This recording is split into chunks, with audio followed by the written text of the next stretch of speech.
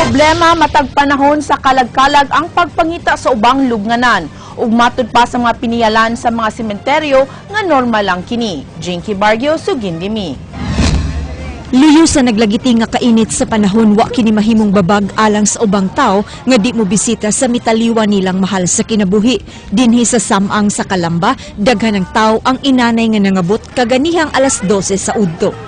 Matag panahon sa kalag-kalag, normal na alang sa uban nga mga tao nga maglisod gayud sa pagpangita sa mga nicho sa ilang mga mahal sa kinabuhi. Sama na lang sa nitabo karon dinhi sa Calamba Cemetery, usa sa pinakadakong samang dinhi sa syudad sa Sugbo. Galabad ang ulo ni Jason Bastillote, pinangita sa nicho sa iyang apuhan. Duha ka tuig na siya dito sa kauluhan ug karon lang nakabalik. Hangtod sa among pagbiya, wa gyud niya makit-i ang lubnganan sa iyang lola.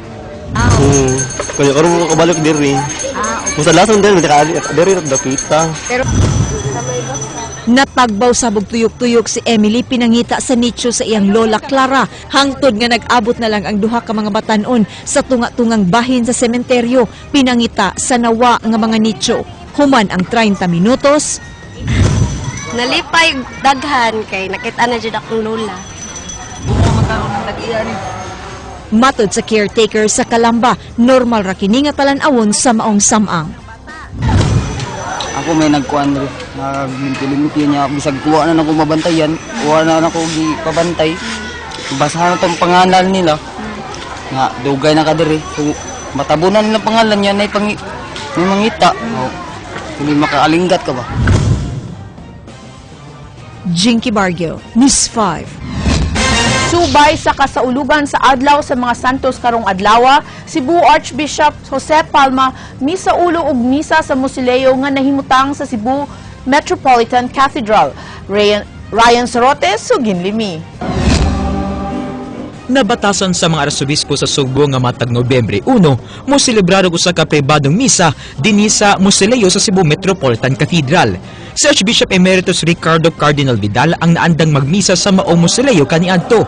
Apan tungod sa problema sa panglawas niini, si Archbishop Jose Palma ang mihulip kaniya.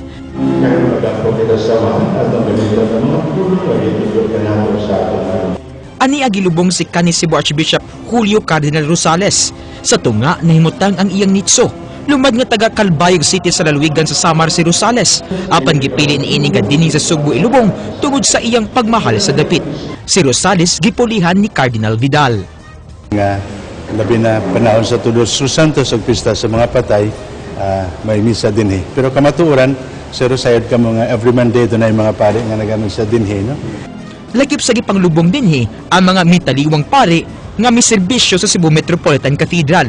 Pagpakita gihapon atong gugma sa atong mga matod pa mga servant leaders nga nagserbisyo, dugay nga mga tuig sa Cebu, no? Cardinal Rosales, of course, San Pasinas Bishop Gabriela ug daghang mga bispo kaparian gihapon. Ryan Sorote, News 5. Nagkamatay na. Diyos among amahan, daghang salamat sa gasa sa pagtuo. Natuo kami sa imong gugma. Natuo kami sa among mga higala, mga santo nga imo gipadala aron paglakat uban kanamo sa nining kinabuhian. Panalangini kami sa dugang nga pagtuo. Panalangini kami sa dugang nga pagsalig nimo. Taliwala sa mga kagul sa kinabuhi, unta doon na kami pagsalig paglaom nimo nga tungod sa imong gugma dunay grasya alang namong tanang. Panalangin ni labi na biktima sa naglabay nga lino. Panalangin ni aron doon na sila'y kusog pag atubang sa kinabuhi o paglakaw padayon diya sa pagtuo ug sa gugma. Mugunta pinagi ni Kristo among Ginoo ug sa inyong tanan. Panalalanginan kamo sa Dios nga makagagahom sa nga tanan, Amahan ug Anak ug Espiritu Santo. Amen.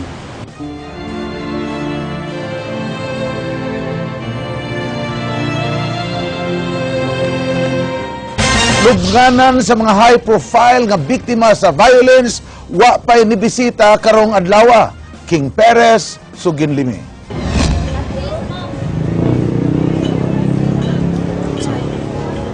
Tungod kay adlaw karon sa mga santos, wa pa'y mga gihalad nga mga buwak ug mga kandila ang pipila sa mga lubnganan sa mga biktima sa mga high-profile crime dinhi sa Sugbo. Sama sa nicho sa 6 anyos nga si Ella Joy Pique dinhi sa Pardo Cemetery. Sa gipadang text message sa amahan ni Ella Joy na usabang ilang schedule sa pagbisita sa lubnganan sa bata. Giingong miduaw kang Ella Joy ang iyang iyan kaganiha nga nanagkot og kandila. Si Ella Joy ang gidagit o gipatay ni atong Pebrero 2011. Sa Naga Public Cemetery, bugtong kining kandila lang ang nasa nicho ni Mario Alfie Ducayag. Wa pa mapintali o mapahimutang og tarong ang iyang lapida. Si Mario Alfie namatay human gingong gitabangan og kulata sa mga security personnel sa Metro Gaisano Colon ni atong Abril 12. Gipasanginlan siya nga nangawat og usa ka parisan nga tsinelas. Sa Cebu South Memorial Garden, diin gilubong ang pamilyang Bacolod, way bisan usa ang matud pa ang mibisita sa ilang mga lubnganan. Gawa sa mga plastik nga buwak nga gibutang sa lapida ni Alona ug sa iyang igsuon nga si Ben, way kandilang gidagkutan. Kinisabang sitwasyon sa gilubngan sa ilang mga ginikanan. Si Alona nawa ni atong Enero 2002 ug napalgang gilabay sa lungsod sa Dalagit. Milabay ang 5 ka buwan sunod nga gipatay ang iyang mga ginikanan ug igsuon. Dugay nang nabantayan sa mapiniyalan sa pribadong samang nga wa nay mibisita kanila. Mingaw pasabang lubnganan ni Anhing Mabini Barangay Captain Ray Oybenes dinhi sa Golden Haven Memorial Park. Napalgang patay ang kapitan sud sa iyang service car human matud pa niya patya ang iyang uyab dito sa bukirang bahin sa lungsod sa Balamban. King Perez, News 5. Lakip nga gibisita sa News 5 ang lubnganan sa mga war veterans ni atong World War II, mga sundalo ug pulis nga namatay in line of duty. Ryan Sorote, Sugindimi. Kung dunay Clark Veterans Cemetery ang Luzon, ang Sugbo dunay Cebu Veterans Cemetery nga nahimutang dinhi sa Barangay Labangon. Miagi pamulubong ang mga war veterans nga namatay sa Second World War. Gipaagi sa pamilyang Laborte sa pagpalupad og mga pati ang ilang pag-ampo ug pagpasalamat sa ilang mitaliwang amahan nga si Jose nga usa ka sundalo. Ipasigarbo siya sa iyang pamilya. Kini siya din hitanan mao ni iyang mga membro, iyang mga officers, nanas ka din hitanan. Nag-uba na sila sa Kawas sa mga war veterans, doon na say gilubong dinhi nga mga pulis ug sundalo nga namatay atol sa ilang pagserbisyo. Sama ni P1 Noril Luage, 29 anyos, usa ka bagitong pulis nga napatay sa usa ka giingong hitman ni atong Disyembre 2007. Apan karon, wa na ikita ang iyang gilubngan human kini gibalhin.